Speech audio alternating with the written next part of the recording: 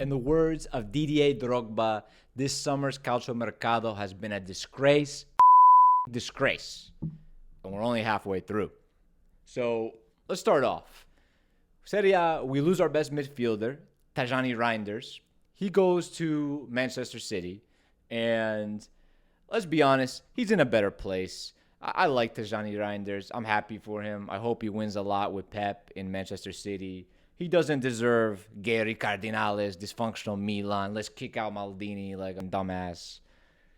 And then we have Theo Hernandez, who wanted the bag, and he goes where all the players go get the bag. Al Hilal. Good for you, Theo, but you were not going to get no 10 million a year at Milan after you single-handedly got the Rossoneri eliminated from the Champions League for diving like a dumbass. And now we go to Atalanta. Atalanta, they sell Matteo Retegui, who is the capocannoniere, for 70 million, which is, honestly, I would have done that as well. I like Retegui, but I think he's a very limited striker. You know, he's that poacher, finisher, kind of like a modern-day Pippo Inzaghi. So, yeah, 70 million, you take that. But then, okay, you balance the books with him, but you sell Matteo Ruggeri to Atletico Madrid, one of the most promising, wingbacks in Italian football, left wingback. Why?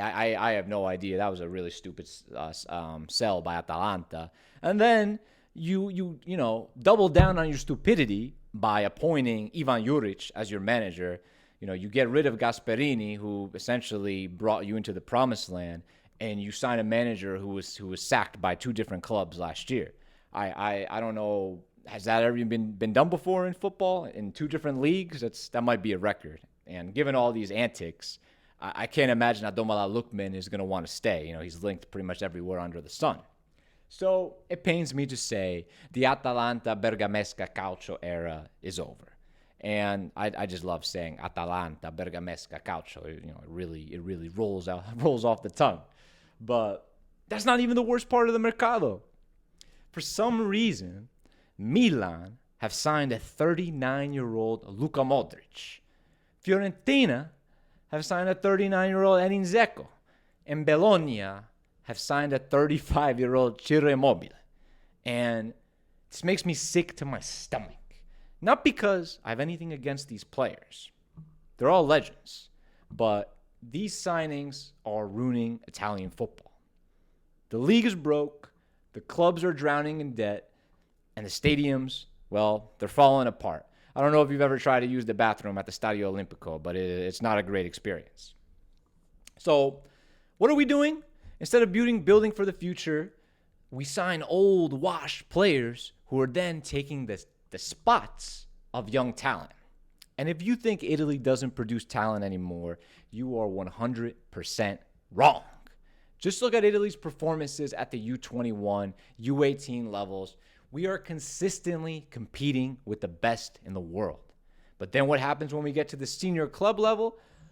We discard these young players for safer options. Our teenagers get loaned out to mediocre clubs that usually bury them on the bench. Or we sell these young players for peanuts long before they had a real chance to develop.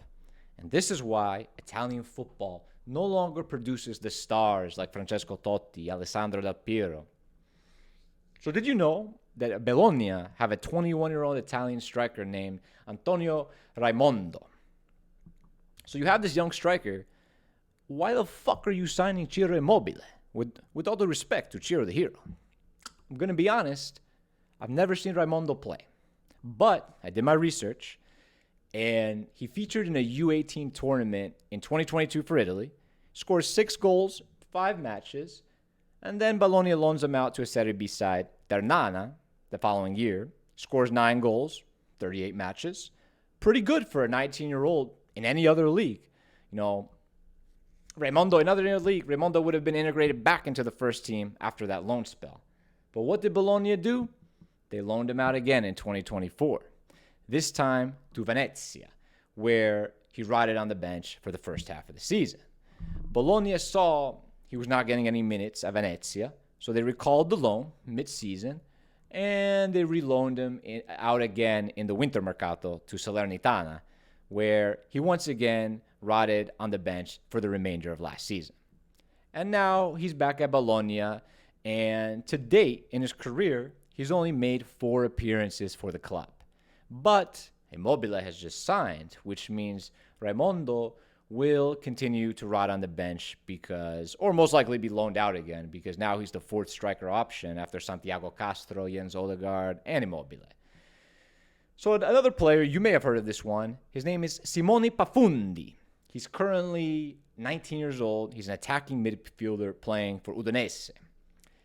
Fun fact, he's the youngest player to be called up for the Azzurri in the last 100 years, and that was under Roberto Mancini in 2022. A lot of the Italian journalists in the Udine area have actually compared Pafundi to Di Natale and Messi, well, because he's left-footed, he's 5'5", and he has incredible dribbling ability. So you would think Udinese would want to develop such a talent. But in January 2024, what do? They loan him out for 12 months to a team I've never heard of, Lausanne Sport. It's a team based in Switzerland, and they actually included a $15 million option to buy. Why the fuck would you do that? Why would you want to sell one of your most promising young Italian players for $15 million? You think Barcelona want to sell Lamine Yamal for $15 million? Oh, wait, they have Alexis Sanchez, who plays the same position as Pafundi. Why do you need Pafundi when you have a 36-year-old Alexis Sanchez? Well, luckily, Pafundi was not sold after that loan spell, and in the winter Mercato of 2025, he returned to Bologna. And if you know anything about Bologna, they're kind of like a perennial mid-table team in Serie A. So by the time Pafundi returns in January 2025, Udinese is basically safe in Serie A. They're out of the relegation zone, but they're not good enough to push for any of the Europa League or Conference League places. So essentially, they're playing for nothing. Sounds like a great opportunity to develop, young players and see what players are coming out of your academy. But what does Udinese do with Pafundi in particular? They only give Pafundi 107 minutes of playing time for the rest of the 2025 season. Once again, another young Italian rotting on the bench. And the ironic thing is, the Italian clubs are broke.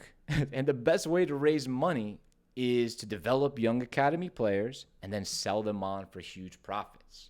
But instead, Italian clubs would rather sign old players because they're usually on a free transfer and they bring experience. And this is why Italian football is failing. And the signings of Modrić, Džeko, Immobile means things will not change anytime soon. But that's just my take. What do you think? Are these signings any good? Is Italian football stuck in the past, or am I overreacting? Let me know in the comments below. Subscribe to Frankie Football Club, and I'll see you in the next video.